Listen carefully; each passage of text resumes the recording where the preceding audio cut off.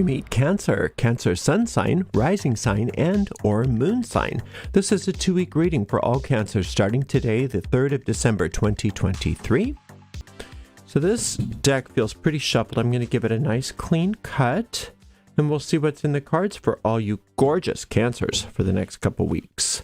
Starting off with a 4 of Cups, followed by an 8 of Wands, and then we've got the King of Wands. Okay, 2 Wands and a Cup.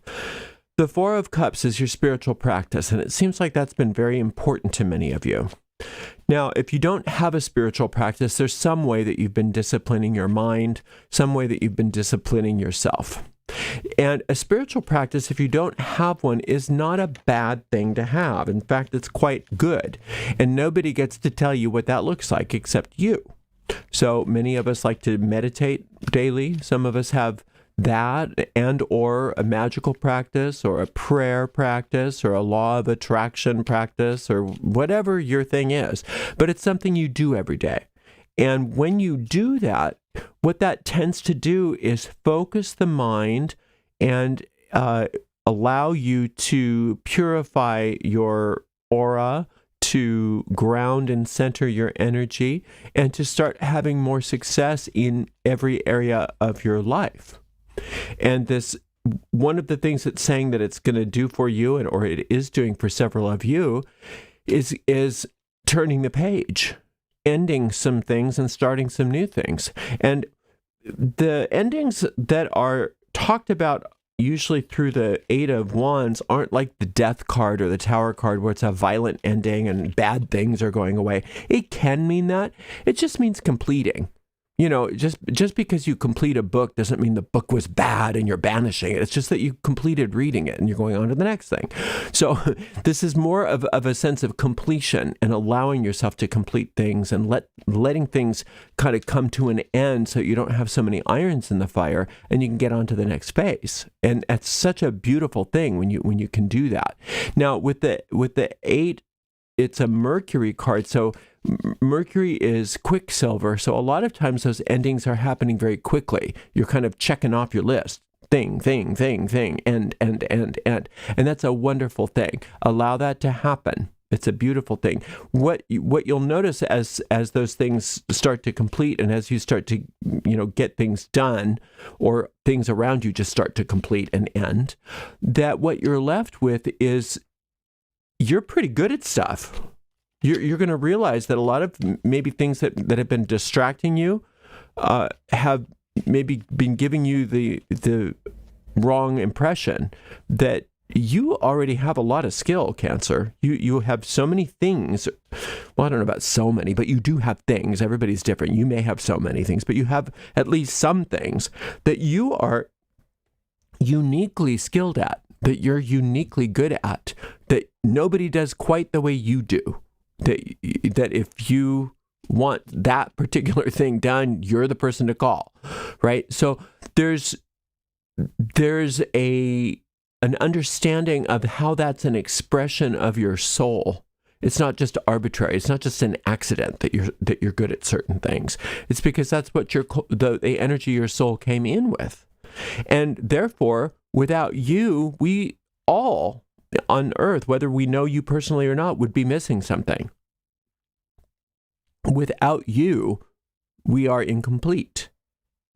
And it's not an egotistical thing to think in those terms.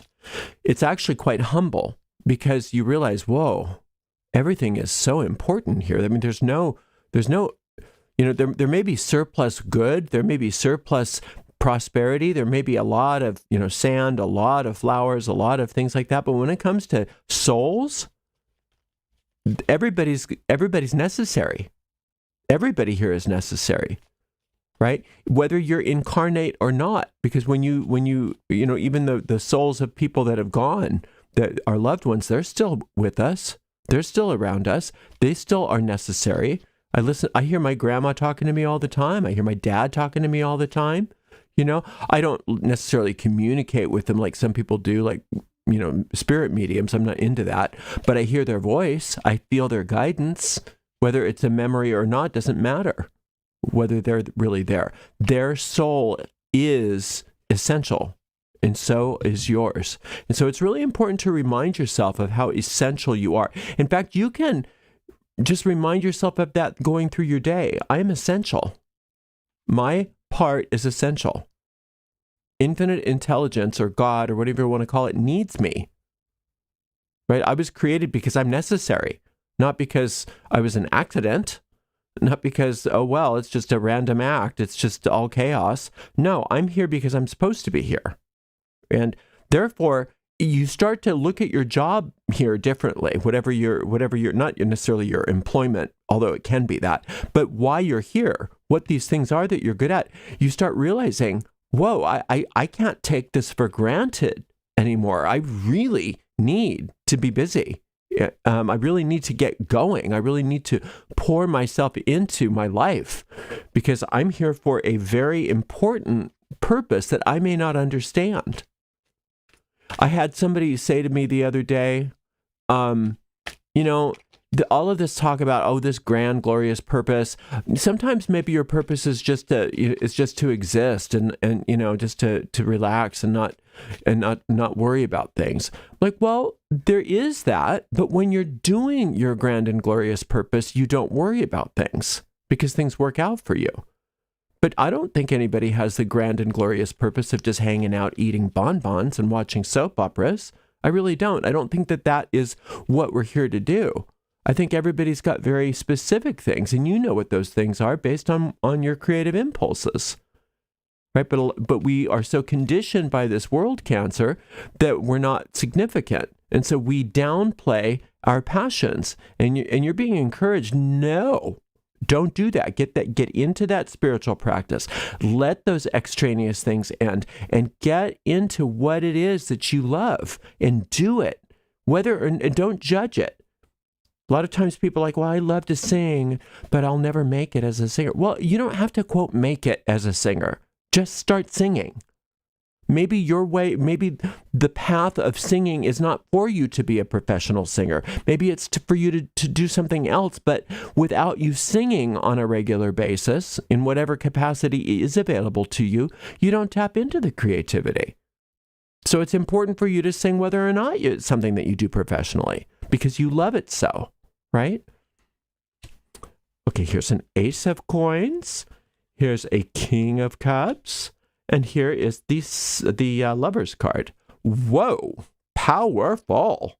My. So, 2 kings. That means Master, Cancer. Cancer, Master. You're the Master. Yes, you are. The Master doesn't mean a masculine thing. You have mastery of things. You have mastery of your soul. You're a spiritual master, and you are the mastery of whatever your creative pursuits are. You're a creative master. And the problem is that we go through our lives discounting ourselves and having this false modesty and this false humility because we're taught that that's what's good. Because we don't want to be arrogant. We don't want to be annoying. And so we downplay ourselves. And it's saying, stop doing that. Stop doing that. Just because you recognize your mastery doesn't mean that you think you're better than people. You're a master. You can only compare yourself against yourself. But look at how far you've come. Look at where you are today, Cancer, versus where you were even just a short while ago. Yeah, mastery is something that you can claim. You're not master over people. You don't have necessarily more mastery than other people because your mastery is unique. So you can't even compare it. But one way that you're finding this mastery, and what you want to do if you're not doing it, is a master listens to the intelligence that's smarter than it. All good leaders, everybody that's successful with anything in their lives, that lasting success, surrounds themselves with people that are smarter than them, especially in areas that they're not that great at.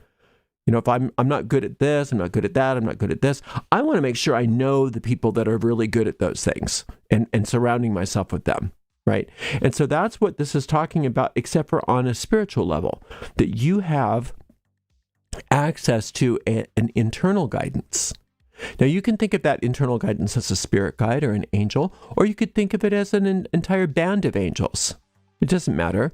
But you have the ability to go within and ask for guidance. And you see how this works?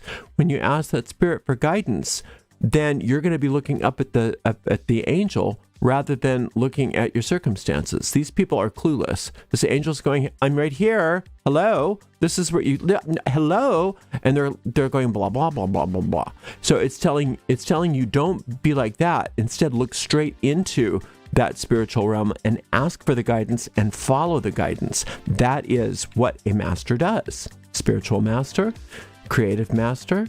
Now, it's also saying that your resources have started to come together. So that a lot of times we say, well, that's really good, but I just don't have the money for any of this. And it's saying, oh, yes, you do. And if you don't, you can ask for it. And you can ask for it, and you can follow guidance, and you can find where that money is going to be for you. And so you don't have to worry about whatever it is that you want to do being funded, because that funding is always there for you. And you know that that's true based on your own spiritual practice. Now, if you're not doing a spiritual practice on a regular basis, you may want to consider starting that so that you can access the consciousness where you can get the financial resources that you need. You can access the consciousness where you get that spiritual assistance when you need it. And you can access that consciousness that allows for things to end that are maybe not necessary for you anymore, so that you can recognize and realize where that mastery already exists. Right? If you're really good at things, it's not arrogant to recognize that you're really good at them. It doesn't mean that you're not still getting better.